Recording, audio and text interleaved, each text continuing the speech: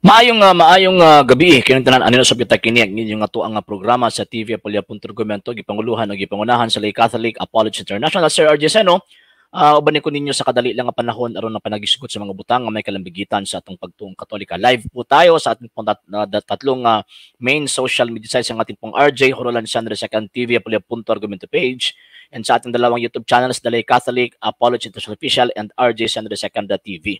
And also, hindi po nakapag-follow sa mga pages po natin, i-follow nyo po yung mga pages po natin.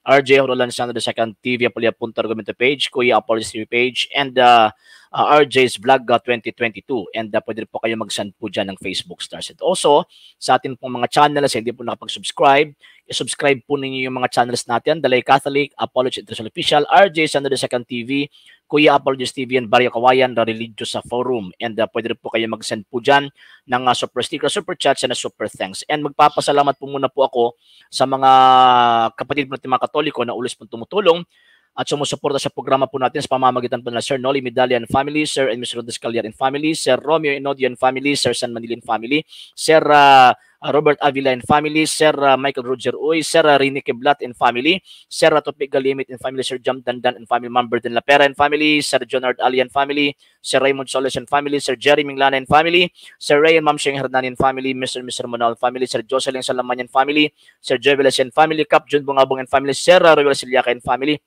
Sir Raimundo Bungcales and family, and also kay Sir Joy Petsian Amorte and the family. And ayun, sa lahat po ng mga Katolikong tumutulong na hindi po napapabanggit sa mga pangalan po nila, maraming salamat po sa tulong at suporta ninyo. Kasi kung wala po yung tulong at suporta po ninyo, ang programa pong ito ay wala po ito dito sa social media. And until din po, nangangailangan pa rin po tayo sa tulong at suporta po ninyo kasi kung wala po yung tulong at suporta po ninyo ang programa pong ito, again, wala po kami magagawa po rito. Sa gusto pong tumulong, sa gusto pong sumuporta, pwede po niyong ipadala ang tulong at suporta po ninyo sa pamamagitan po ng ating mga account numbers. Diyan po yung mga screens, yung tumatakbong information, and pwede niyo po kaming i-message sa ating pong page kung via remittance po yung pagpapadala po ninyo. Maraming salamat po in advance. Okay, ngayong araw na ito, meron po tayong bibigyan ng reaksyon na video. Actually, na-send din po sa atin ito eh.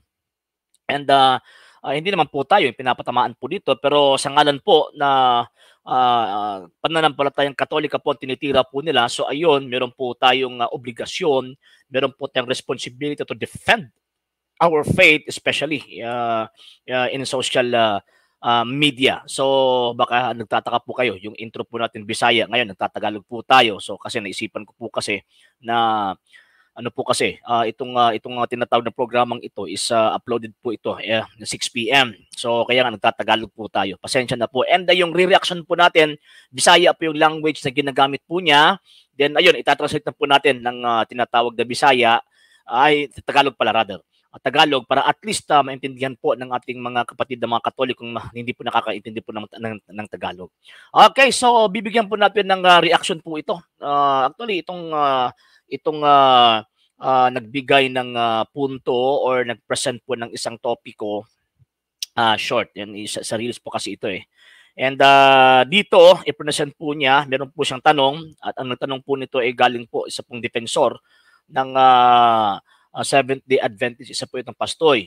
So yun, siya po yung re-reaction po natin ngayon. And noon po ito na Pastoy sa Seventh-day Adventist. At ito po yung always pong tumitira sa simbahang Katolika. So panoorin muna natin, then pagkatapos bibigyan po natin, ikakat-kat po natin yung mga puntos, and at the same time bibigyan po natin ito ng reaction. Okay, so yun, wala po tayong patagalin yung tinatawag na punto po natin. Okay, sige po, i-play po natin ito. Si Kristo ano po na natin, first premise. So ito daw po yung tanong po niya. So first premise or the major premise po niya. So ano po yung major premise po niya? Actually, katanungan po ito eh, na sinasabi nila ipit daw po yung mga defensor Katoliko. Tingnan po natin kung may ipit po ba tayo. Tingnan natin. Si Kristo nagtukod og iglesia. Mateo 16:18. Wala po tayong tutod po dyan kasi yan po yung always pinapatunayan natin, di ba? Always po natin kino-quote yung St. Matthew chapter 16 verse 18 na si Kristo ay nagtatag ng kanyang iglesia. And at the same time, sabi ng Panginoong Kristo, et forte and ferinon prevalebant adversus iam. Even the gates of hell shall not prevail against it. So ibig sabihin, itong iglesia pong ito, hindi po ito mawawala. Hindi po ito mabavanish kumbaga, hindi po ito madedestroy. Bakit po? Kasi pangako yan ng Panginoong Kristo na sa lahat ng panahon, nandyan po itong iglesia ito. Existido po itong iglesia po ito. So, ibig sabihin, or sa makatwid, pag may sektang nag-i-exist lang po sila, pagka 16, 17, 18, kagaya po itong tinatawag na Seventh Day Adventist, nag-i-exist po sila mga 19th century. So, ibig sabihin, mga sulpot po sila. Hindi po sila yung iglesia, tatag ng Panginoong Kristo. Okay, so continue po natin. Sa dihang gitukod ni Kristo ang iglesia, Mateo 16:18, naa na ba church in Rome dito? Isa po itong pandili ng tanong. Bakit po? Kasi ang Kristo, pag sinasabi po natin kasing foundation, ang itinuturo ng Santa Iglesia Katolika, Apostolika Romana at ng kasaysayan, ang Iglesia Kristiyana, ang Iglesia, Santa Iglesia Katolika, Apostolika Romana, na-establish po siya, founded po siya sa lugar ng Jerusalem. Kaya nga po, kung titignan po natin ang The New Book of Knowledge, Volume 16, page 287, ang sinasabi, the history of the Roman Catholic Church began in Rome in Jerusalem almost 2,000 years ago.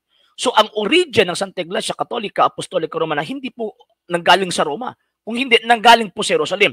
Nakaabot lang po, nakarating lang po doon sa Roma dahil sa mga apostol. So, ang tanong po ng pastor na ito, isa pong deceptive question. Bakit po? Kasi, pinipilit po niya indirectly, implicitly, pinipilit po niya para sa mga inosenteng Katoliko na nanonood sa kanya, pinipilit po niya na ang origin ng simbahang Katolika Roma, hindi. Si Kristo nga founder, di ba? Kung si Kristo yung founder, saan itinatag?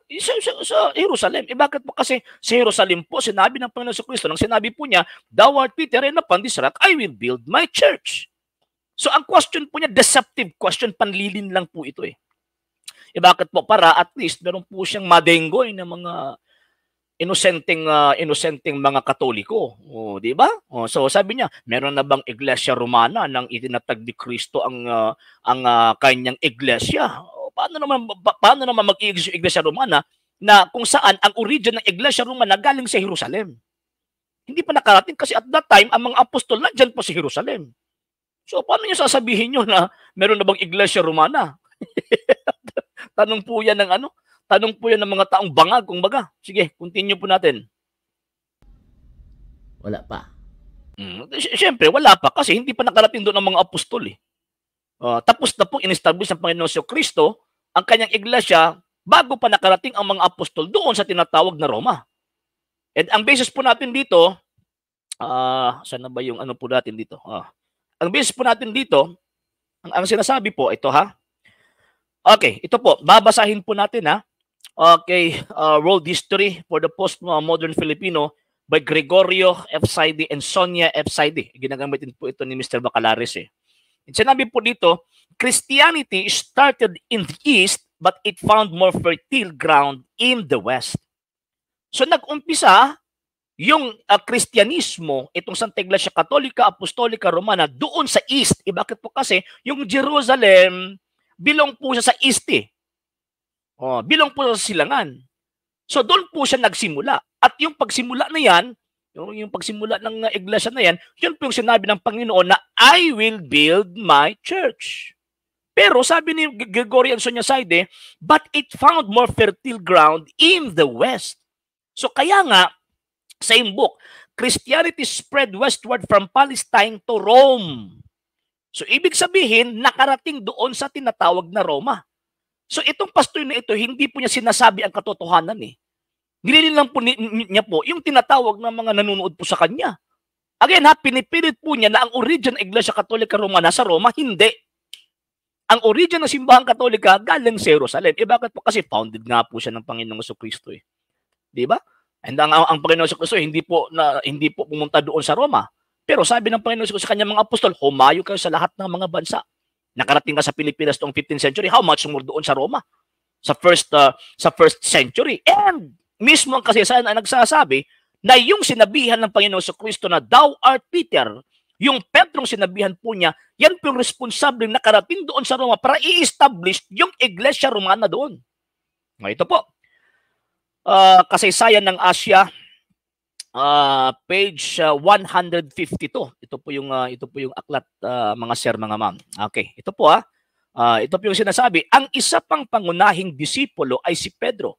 Sa pagkaraang magtrabaho sa silangan ay nagpunta sa Roma at doon ay siya ang naging unang obispo. Kaya nga for the first 300 years, meron pong three main patriarchates at the time for the first 300 years of the life of Christianity. Kung magbabasa itong pastor na ito ng kasaysayan ng Iglesia Kristiyana, alam po niya ito. Pero ang problema, hindi po ito nagbabasa ng katotohanan eh. Ang ginagawa ito, nag-iimbento po ito ng story instead of history po yung ituturo. Diba? So ngayon, for the first 300 years, meron pong three main patriarchates at the time. Yan po yung mga main dioceses na kung saan ang mga Kristiyano, tinitingnan po nila yung mga turo, yung mga teachings. Yan. So ano po yung three main dioceses at the time? Number one is yung Diocese of Alexandria or Patriarchate of Alexandria. Number 2, yung Patriarchate of Antioch. Number 3, yung Patriarchate of Rome. Actually, in Jerusalem is parang bilong po siya doon sa Patriarchate of Antioch. Bakit po? Kasi persecuted po yung talagang minority lang po talaga. Iilan lang po yung mga numbers ng mga Hudyo na na-convert po nila doon sa Jerusalem. Kasi ang main persecutions na ginawa ng mga Hudyo after sa Panginoong Jesucristo, mga around 35 to 37 AD, hindi ko nagkakamali, 35 to 37 AD, yung nag-launch ng persecution yung mga sabadistang mga Hudyo. So talagang lumiit yung numbers of Christians doon. Bakit po? Kasi papatayin po sila eh. Kaya nga po, yung Antioch, yung pinakaunang tinawag na lugar o pinakaunang Kristiyano na tinawag na Kristiyano na lugar for the first century. So from Antioch, Alexandria, Antioch, and Rome. So yung tanong po niya, meron na bang Roma? Meron na bang iglesia sa Roma sa panahon ng Kristo? Paano magkakaroon sa Roma? Ano yung mga apostol na kung saan nagbitbit po nila yung ebanghelyo patungo doon sa Roma, nandyan pa sila sa Jerusalem. So ibig sabihin, mandili lang itong pastor na ito. So talagang tingnan po natin itong mga argumento po niya kasi kung hindi po rin titingnan po ito, parang totoo kung magsalita. Okay, tingnan po natin, panoorin natin. Pagkamatay ni Kristo, naabay church in Rome dito. Paano nga nakarating doon sa Roma na yung mga apostol po niya hindi pa humayo? Hindi pa pumunta doon sa mga iba't ibang bansa kasi yung Great Commissioning after na po sa kanyang kamatayan, after na po sa kanyang muling pagkabuhay. Yung taong ito may diferensya. Sige po. Wala pa sad. Paano nga makarating doon na yung mga apostol nandyan pa sa Jerusalem? Di ba? Ang point dito, yung Iglesia Romana ba, yan ba yung iglesyang kay Kristo? Yan po yung punto eh. Saan ba ang origin ng Iglesia Romana? Sino po ba ang nagtatag ng Iglesia Romana? Basahin po natin. Mga sir, kung sino po yung nagtatag ng Iglesia Romana. Okay, tika po muna ha. Sino po yung nakapunta doon sa Sino po yung nakapunta doon sa Roma para kung saan makikita po natin, maiintindihan po natin na nag-establish ng Church of Rome, yung Christianity doon sa Roma, yung mga apostol mismo. Okay, ito po ha. Christianity spread westward from Palestine to Rome. As the apostles spread the gospel of Jesus, they found more fertile ground in the west. So yung west dito, refer po doon sa Iglesia Romana. So kaya nga, ang Pangulong Apostol, yung leader ng mga apostol na inappoint ng Panginoong Jesucristo, so yan po yung pinakaunang pumunta po doon. Yung leader ng mga apostol, maliban kay St. Paul yung leader ng mga apostol, siya po yung pinakaunang pumunta po doon para magkikipag-away sa ulo ng beast. Di ba? So dito, makita natin maintindihan natin na talagang manlili lang itong pastor na ito. Continue natin. Hangtod nga apostoles nagkatibulaag yadto sa Asia Minor. Ito, nag-ano na po siya. Meron po siyang detalye na wala po sa Biblia. Kala ko ba hindi ito naniniwala ng history itong mga sulpot na ito? Di ba? So sabi niya, nakapunta doon sa Asia Minor. O sino pong mga apostol na nakapunta doon sa Asia Minor? Ayon sa banal na kasulatan. Bakit po kasi hindi ito naniniwala ng kasaysayan eh? Di ba? Hindi ito naniniwala ng kasaysayan. So ngayon, kung may mga apostol na nakapunta doon sa Asia Minor, sino po yun sila? At anong mga churches po yan na na-establish po nila doon sa first century, na kung saan yung mga apostol po mismo ang nag-establish ng mga local churches po doon? At nakikita natin yan ngayon. Ano po? Seventh-day Adventist? Hindi. Hindi po. Hindi. Ang ba nakaabot sa Roma? O yun, at least admitido po siya. Ang ilan nakarating doon sa Roma pero hindi po niya binabanggit ang pangalan ng San Pedro. Bakit po? Kasi kung babanggitin po nila yung name ni San Pedro, implied po na tinatanggap po nila na yung leader ng mga apostol, yan po yung pinakaunang leader ng simbahang Katolika. Yun, sige po, continue natin. Si Pablo nag-enjoy na. Sayang siya nag-enjoy. Ano ba itong taong ito? Dito sa Iglesias Roma. So, ibig sabihin, admitido po siya nakarating doon sa Roma. Pero after na sa kamatayan ng ating Panginoon Jesucristo, after na umakyat ang ating Panginoong Jesucristo, bakit po? Kasi, yung Great Commissioning po kasi, yung Great Commissioning, nangyari po yun after na po sa muling pagkabuhay ng Panginoon. And syempre, Iglesia Kristiyana po yung nakarating doon sa Roma eh. And admitido po siya na yung merong Iglesia Kristiyana doon sa Roma kasi merong mga apostol nakarating po doon eh. So meron po siya na-convert. Kaya nga po, according to Gregorio and Sonia Saide sa World History for the Postmodern Filipino, ang sinabi po dito, page 119, by 50 AD, Christianity had won many converts in Rome and other parts of the empire. And according to Alan Schreck, isa pong church historian, sabi po niya, sa panahon na yan, sa first century, umabot po sila ng 500,000 Christians for the whole Roman Empire. So ngayon, kung titignan natin yan, so yan yung Christianity na nakarating sa Roma. Sino yan sila? Seventh-day Adventist? Hindi. Magbasa kayo ng kasaysayan. Huwag kayong makinig sa pag-iisip ng mga pastor nito kasi liliningin lang po tayo nito eh. Okay, sige, continue natin. Pero si Pablo, wala pa makonverter sa pagkakristohanon sa panahon nga buhi pa si Jesus Christ. Itong taong talagang talagang sinasadya po niya na hindi po niya isabi yung katotohanan eh. Sinasadya po niya. Bakit po? Kasi gusto po yung manilang po ng tao eh. Wala naman po katuruan ng Iglesia Katolika na ang Iglesia Romana existido na sa time ng Panginoong Jesucristo. Nung hindi pa namatay ang Panginoong Jesucristo. Hindi yung turo ng Iglesia Katolika. At hindi rin po yung turo ng kasaysayan. Ang ginagawa ng pastor nito, gumagawa siya ng story. Diba? Gumagawa siya ng story. At pinipilit niya ng Iglesia Romana nang galing sa Roma. Hindi. Mali. Sige, continue natin. Unya, na-claim nga ang One Holy Catholic Apostolic Roman Church gitukod ni Kristo. Pag-sure. Actually, hindi lang po yung claim eh. Meron po tayong ebidensya po niyan eh. Di ba? Magbasa nga kayo ng kasaysayan. Nagkukot siya ng kasaysayan kanina. Ang problema, hindi po niya babasahin yung origin at foundation ng simbahang Katolika eh. Bakit po? Kasi talagang mahihiya po sila pag magbabasa po sila at babasahin po nila sa harap po ninyo. Kung babasahin po nila yung origin and foundation ng simbahang Katolika, yung Iglesia Katolika Apostolika Romana, talagang ikakahiya ng mga taong ito, yung mga sektang inaaniban po nila. Bakit po? Kasi ang origin ng simbahang Katolika galing sa Jerusalem. Ang founder ng Iglesia Katolika si Kristo. Diba? Bakit yung tinawag na Romana? Bakit po? Kasi itong iglesia po ito, hindi po ito tinanggap sa Jerusalem eh. Mismo nga yung founder, pinatay. At saka yung nagpapatay po ay yung mga Sabadista. At the time, mga Sabadista po yun eh. Yung nagpapatay sa Panginoong Jesucristo, mga Sabadista po yun. Pagkatapos yung pinatay yung founder, pinersecute yung mga apostol. Kaya nga po yun, nagkawatak-watak po sila, pumunta po sa iba't ibang mga lugar. Pero ang talaga na mga apostol yung Rome.